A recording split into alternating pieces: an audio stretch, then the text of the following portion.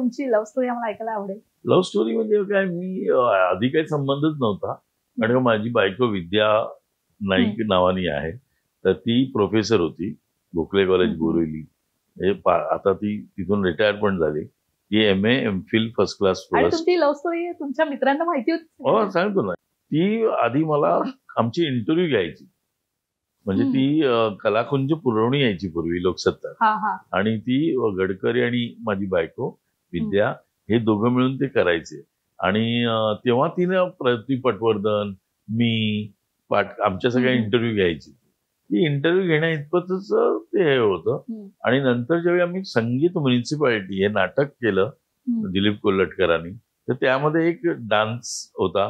ते डान्स करायला कोणतरी पाहिजे होतं.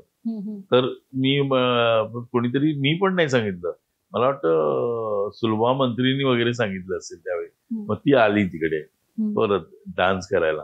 मग डान्स प्रयोग रिहर्सल, मग त्यामुळे तिथे जरा जवळ आलो आम्ही थोडेसे. म्हणजे थोडीशी ओळख, थोडंसं वाटलं. आणि मग तिथून ते हळूहळू वाढलं.